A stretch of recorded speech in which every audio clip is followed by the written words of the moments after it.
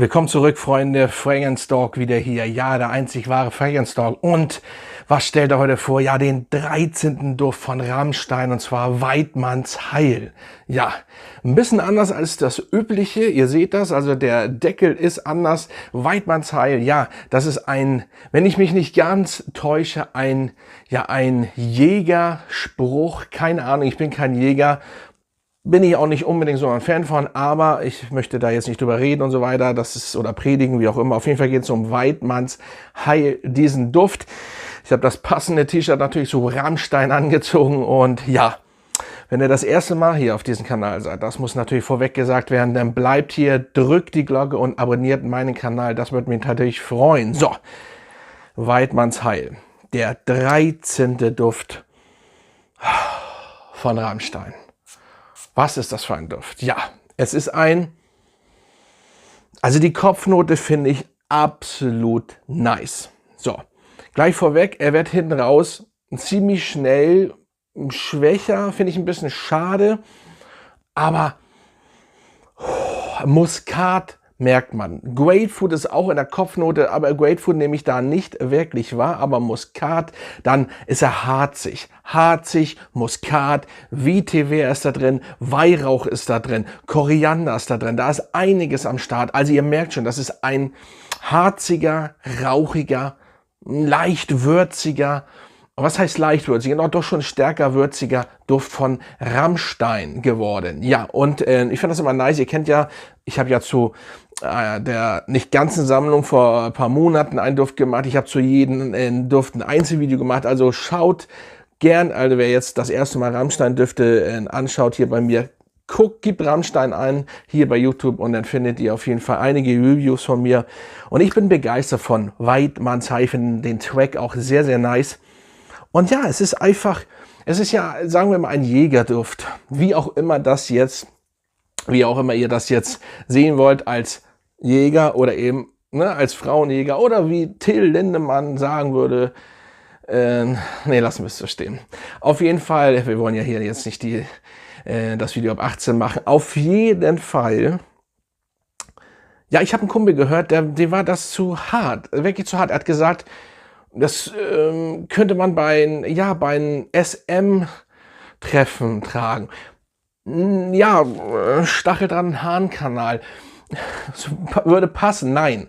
Ich sage nein, weil es ist einfach ein Waldduft. So, wenn ihr Jäger seid, was ich nicht hoffe, aber wenn, dann passt dieser Duft. Er passt einfach ein Spaziergang im Wald.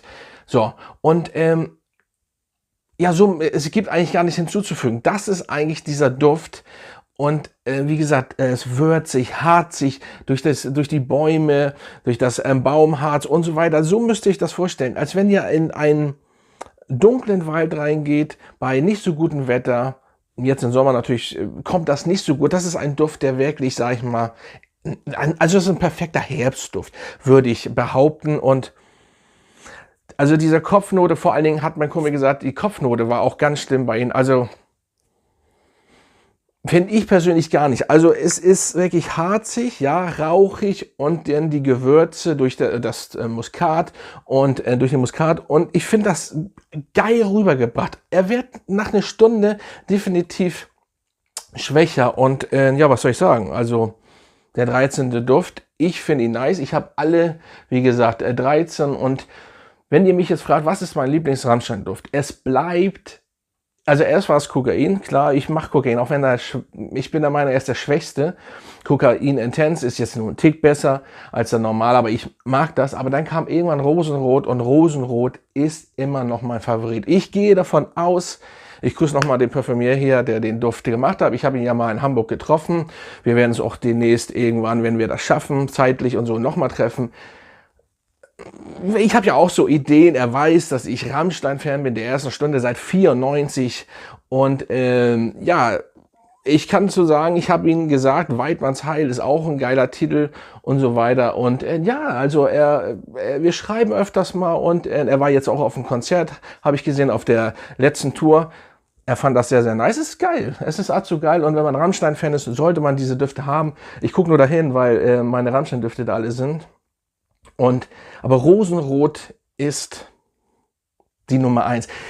Ich bin der Meinung, der wird nicht mehr geschlagen. Rosenrot Intense, genauso. Das ist einfach, der ist so gut und das ist einfach, der hält 12 Stunden. Also das ist wirklich geil, aber es sind alle wirklich nice. Und hier, er reiht sich ein für mich. Also wenn ihr einen schönen Waldduft haben wollt, harzig, wer auf sowas steht, holziger Duft, harzig, würzig, dann ist Weidmanns Heil auf jeden Fall für euch super und ihr solltet zuschlagen. Vor allen Dingen schnell zuschlagen, weil ich bin der Meinung, die werden einigermaßen, sage ich schon, das einigermaßen, die werden eingestellt. Es sind viele, gibt's nicht mehr. Es kann natürlich sein, dass was geändert werden muss, weil ihr wisst ja, die Richtlinien seit März, aber weiß ich nicht, bin ich nicht so der Meinung, dass das vielleicht das ist, sondern schlagt wirklich zu. Ne? Und es ist schade, ich würde es allgemein schade finden, wenn die wechseln. Die stehen so, das sieht so geil aus. Und ja, wie gesagt, Weidmanns Heil, sehr geiler Duft von Rammstein, der nächste. Und ja, schlag zu. Und wer auf so eine Art Düfte steht, ist hier gut bedient. Also Leute, dann haut rein, nochmal Gruß an meine Mitglieder, natürlich auch die silbernen, die goldenen und Platin werden immer eingeblendet, namentlich in jedem Video. Also haut rein und bis zum nächsten Mal.